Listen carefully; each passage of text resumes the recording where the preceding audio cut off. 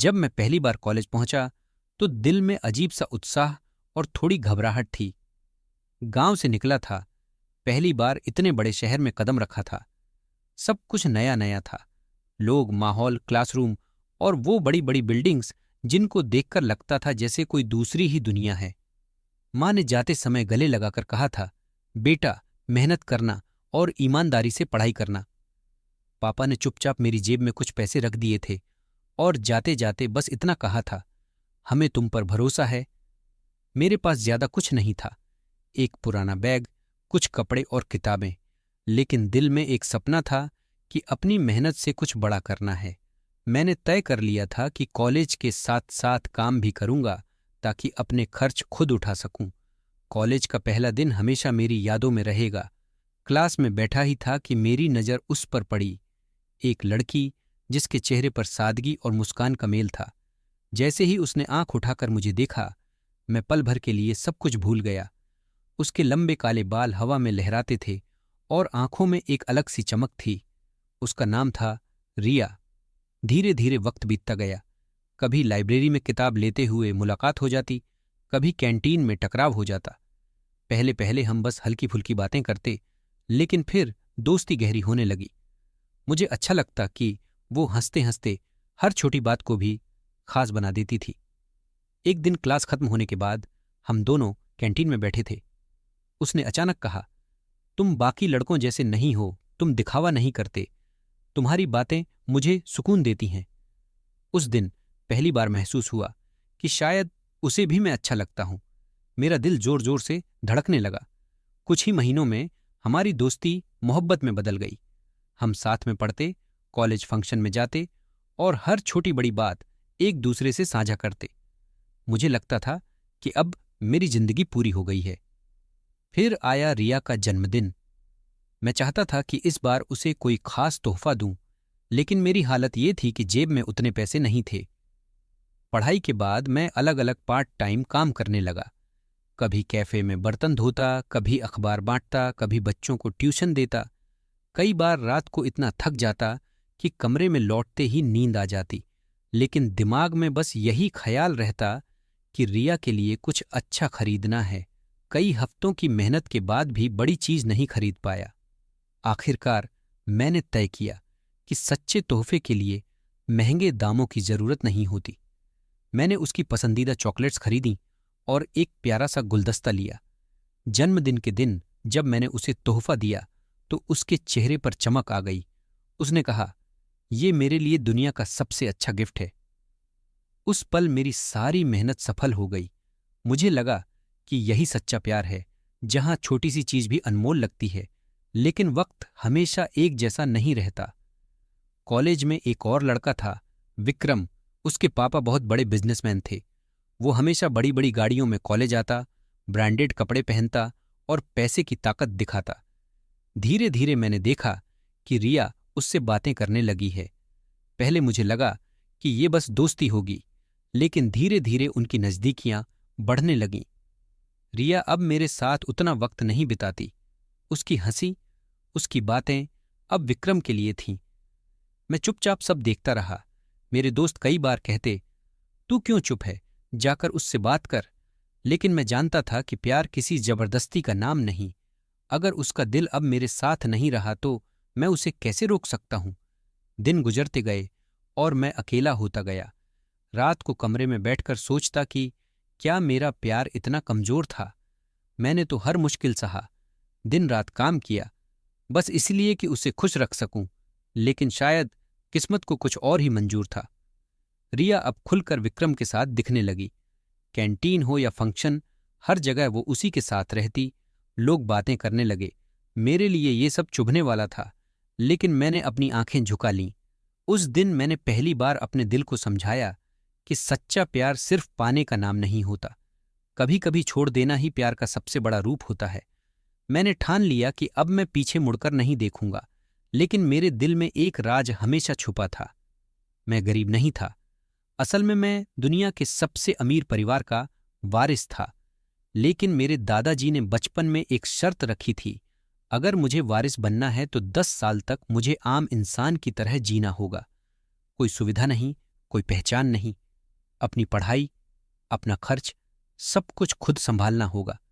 अगर मैं ये 10 साल निकाल लूं तो फिर मुझे सब कुछ मिल जाएगा, लेकिन जब तक ये वक्त पूरा नहीं होता तब तक मैं किसी को अपनी असली पहचान नहीं बता सकता।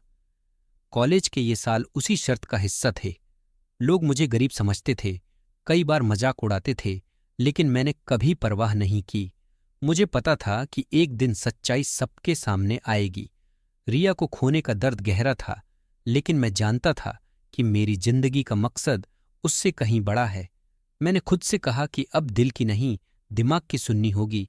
समय आगे बढ़ता गया। मैं अपनी पढ़ाई और काम में लग गया। हर रोज नए संघर्ष आते, लेकिन मैं मुस्कुराकर उनका सामना करता। अंदर से टूटा जरूर था, लेकिन बाहर से हमेशा मजबूत बना रहा। कभी कभी मैं कॉलेज की भीड़ में बैठा सोचता था कि ये वक्त भी गुजर जाएगा, और जब गुजरेगा तो सबको पता चलेगा कि मैं कौन हूं। समय धीरे धीरे बीतता गया। कॉलेज की जिंदगी अपनी रफ्तार से चल रही थी, लेकिन मेरे लिए दिन आसान नहीं थे। पढ़ाई, पार्ट टाइम काम और अकेलापन, ये 3 चीजें मेरी दिनचर्या का हिस्सा बन चुकी थीं। रिया अब लगभग हर जगह विक्रम के साथ ही नजर आती थी। पहले जहां वो मेरे साथ बैठकर घंटों बातें करती थी, अब वही बातें वो विक्रम से करती। पहले जहां उसकी हंसी मेरे लिए होती थी, अब वो हंसी किसी और के लिए थी। शुरुआत में मैंने खुद को समझाया कि शायद ये मेरा वहम हो, लेकिन दिन पर दिन जो मैं देख रहा था उसने मेरे वहम को हकीकत में बदल दिया। क्लास में विक्रम हमेशा रिया के पास बैठता, कैंटीन में उसके लिए सबसे महंगे स्नैक्स मंगवाता, वो ब्रांडेड गिफ्ट्स देता, और रिया के चेहरे पर वो चमक दिखती जो कभी मेरे छोटे से गुलदस्ते और चॉकलेट्स से आती थी। मैं दूर से सब देखता। मेरे दिल में चुभन होती, लेकिन मैंने कभी शिकायत नहीं की। कई बार मन में सवाल उठता कि क्या रिया सचमुच मुझसे प्यार करती थी या बस उसके लिए वो एक कॉलेज का क्रश था। लेकिन फिर खुद से कहता, शायद ये मेरी परीक्षा है। विक्रम का रवैया मेरे लिए और जहरीला हो चुका था। उसे पता था कि रिया पहले मेरे करीब थी। शायद इसी वजह से वो मुझे हर जगह नीचा दिखाने की कोशिश करता। एक बार कैंटीन में उसने सबके सामने कहा, अरे तुम लोग जानते हो ये लड़का पार्ट टाइम वेटर है, बर्तन धोकर कमाता है और सोचता है कि रिया जैसी लड़की को खुश रख सकता है। सारे लोग हंसने लगे। रिया ने उस वक्त कुछ नहीं कहा। उसने मुझे देखा तक नहीं।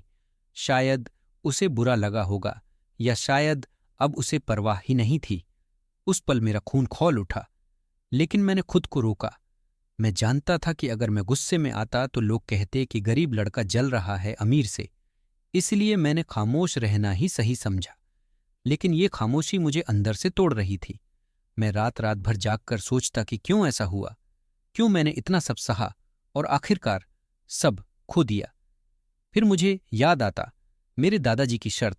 वो कहते थे, अगर तुम ये 10 साल बिना किसी सहारे, बिना किसी पहचान के निकाल लोगे, तभी तुम जिंदगी का असली मतलब समझ पाओगे। यही सोचकर मैं अपनी आंखें पोंछ लेता और अगले दिन फिर से काम में लग जाता।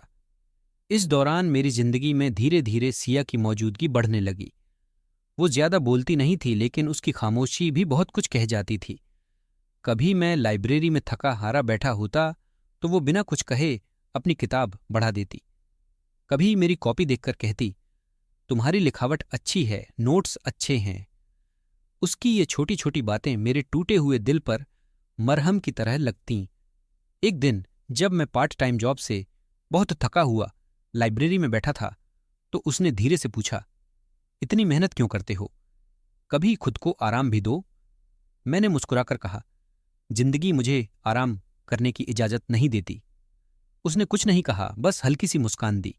लेकिन उस मुस्कान में इतनी गहराई थी कि मुझे पहली बार किसी ने सच में समझा।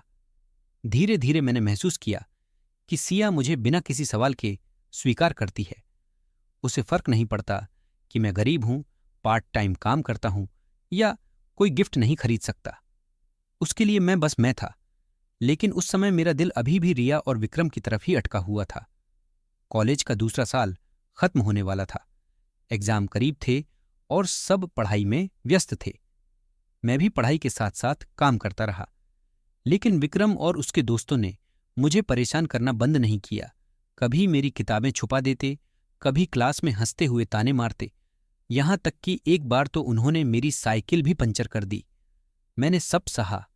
मैंने किसी से शिकायत नहीं की, क्योंकि मैं जानता था कि मेरी असली पहचान अगर सामने आ गई तो पूरा खेल बदल जाएगा। और वो समय अभी नहीं आया था। एग्जाम खत्म हुए और छुट्टियां शुरू हुईं। रिया छुट्टियों में विक्रम के साथ बाहर घूमने चली गई। उनकी तस्वीरें सोशल मीडिया पर हर जगह दिख रही थीं। कभी कभी मैं भी उन तस्वीरों को देखता, दिल में चुभन होती, लेकिन अब मैं टूटता नहीं था। शायद अब मैंने अपनी तकलीफ को स्वीकार कर लिया था। इस दौरान मैंने और भी पार्ट टाइम काम किए, कभी कैफे, कभी बुक शॉप, कभी बच्चों को ट्यूशन। दिन बहुत मुश्किल होते थे, लेकिन मुझे लगता था कि यही असली सीख है, यही वो जिंदगी है जो मुझे आने वाले कल के लिए तैयार करेगी। एक बार कैफे में काम करते समय मेरी मुलाकात एक बूढ़े आदमी से हुई। उन्होंने मुझसे कहा, बेटा, मेहनत कभी बेकार नहीं जाती। आज जो तकलीफ है, कल वही ताकत बनेगी। उनकी ये बात मेरे दिल में उतर गई। मैं सोचने लगा, शायद यही वक्त मुझे मजबूत बना रहा है। कभी कभी रात को जब मैं कमरे में अकेला होता तो सपने देखता कि एक दिन यही शहर मेरी गाड़ियों से भरा होगा, यही लोग मुझे सलाम करेंगे, और तब रिया और विक्रम दोनों समझेंगे कि असली ताकत क्या होती है। लेकिन उस वक्त मेरे लिए सबसे बड़ी ताकत मेरी खामोशी थी। मैं जानता था कि जब तक 10 साल पूरे नहीं होंगे, मैं किसी को अपनी असली पहचान नहीं बता सकता। धीरे धीरे कॉलेज का तीसरा साल शुरू हुआ। रिया और विक्रम अब कॉलेज के सबसे चर्चित कपल बन चुके थे। लोग उनकी जोड़ी की बातें करते। मैं चुपचाप अपनी पढ़ाई करता रहा, लेकिन मेरे अंदर की आग और बढ़ चुकी थी। और इसी बीच सिया मेरी जिंदगी में और गहराई से उतरने लगी। वो मेरी मदद करती, मेरे लिए नोट्स बनाती, कभी खाने के लिए कुछ ले आती।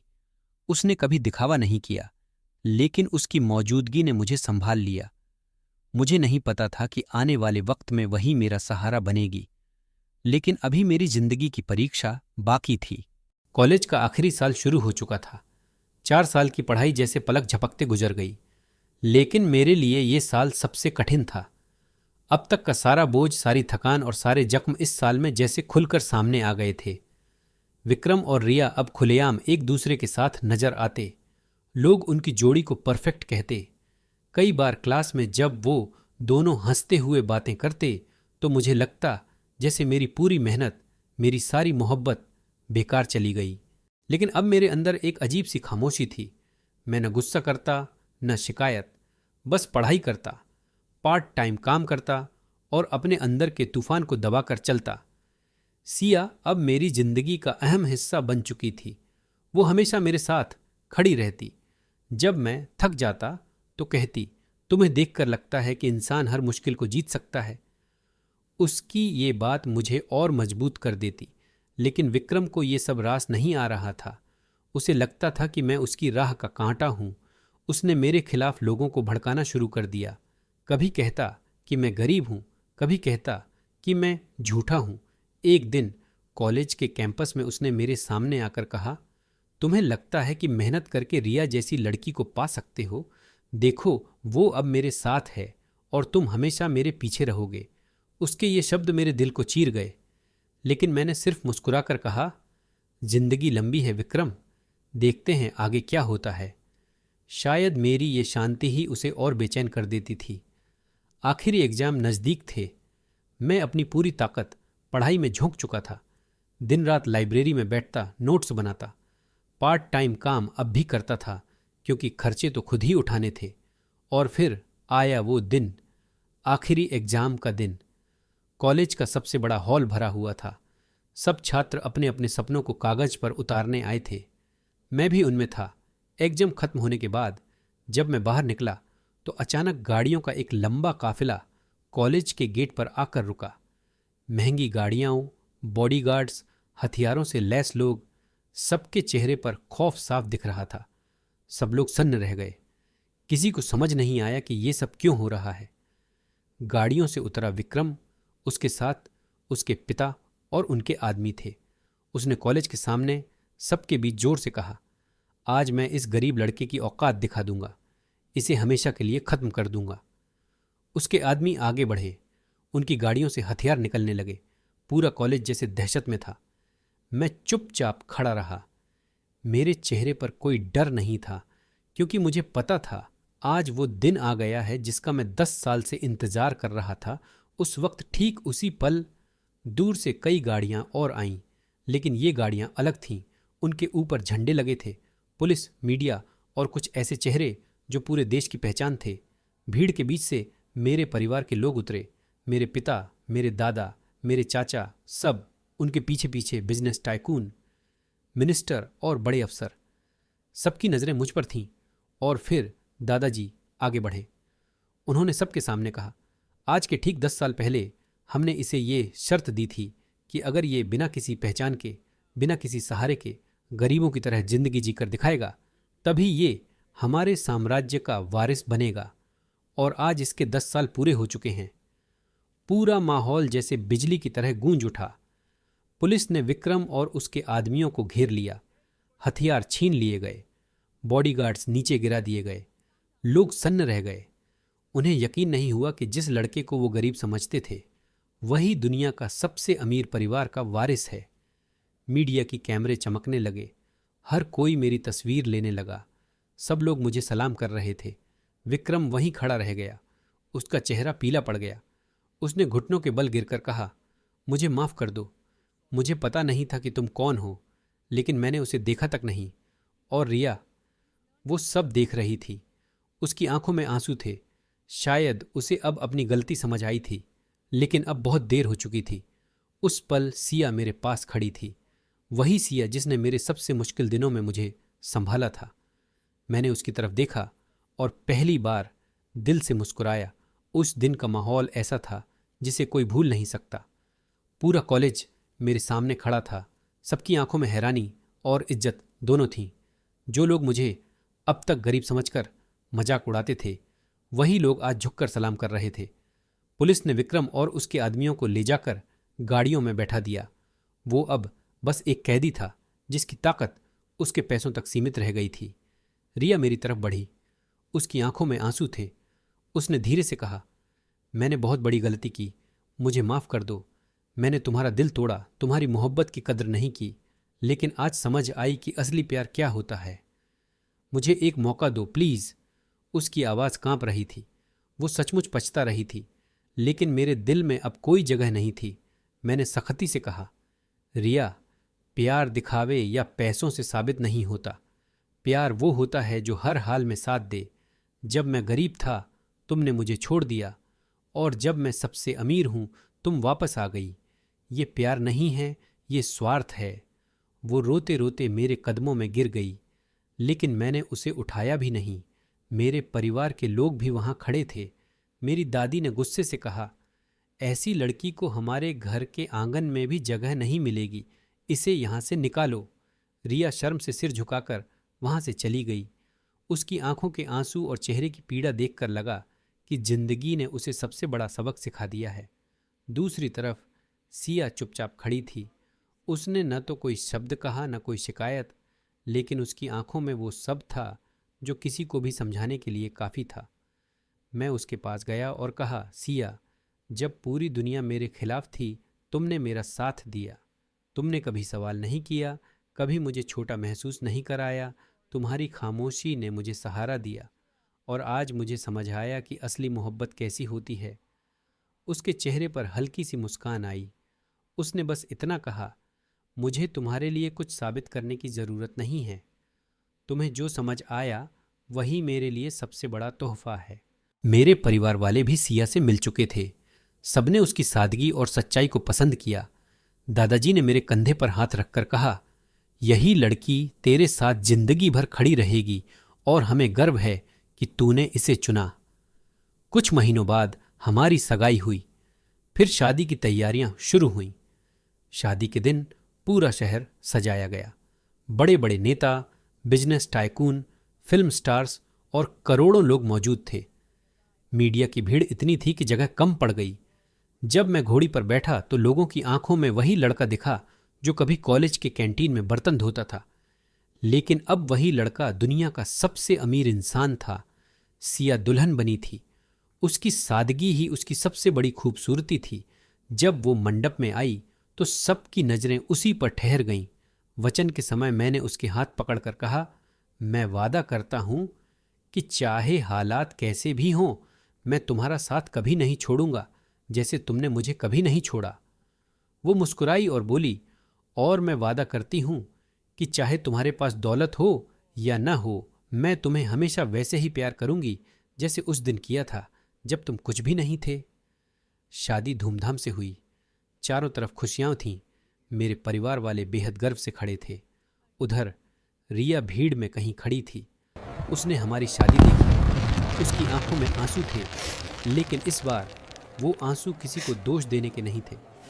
वो उसकी किस्मत की सच्चाई थी। वो चुपचाप वहां से चली गई। शायद जिंदगी ने उसे वो सब सिखा दिया जो उसे पहले समझना चाहिए था। शादी के बाद जब हम सब घर लौटे तो दादाजी ने कहा, अब हमारा साम्राज्य तुम्हारे हाथों में है, लेकिन याद रखना, असली दौलत ये महल और ये गाड़ियां वो नहीं हैं। असली दौलत वो है जो तुम्हारे दिल में है, और वो तुम्हें सिया के प्यार में मिल चुकी है। मैंने दादाजी को गले लगाया और सोचा, सच में ये 10 साल की परीक्षा मुश्किल थी, लेकिन अगर ये परीक्षा ना होती तो मुझे जिंदगी की असली कीमत कभी समझ ना आती। आज मैं सब कुछ रखता हूँ, दौलत, शोहरत, इज्जत, लेकिन सबसे बड़ी खुशी ये है कि मेरे पास सिया है, जिसने मुझे उस वक्त अपनाया जब मैं कुछ भी नहीं था। यही मेरी असली जीत थी। यही मेरी जिंदगी की सबसे बड़ी कहानी थी। यह कहानी अगर आपको पसंद आया होगा तो लाइक, कमेंट और शेयर जरूर कर देना। और इसी तरह की और भी कहानी के लिए हमारे साथ बने रहिए।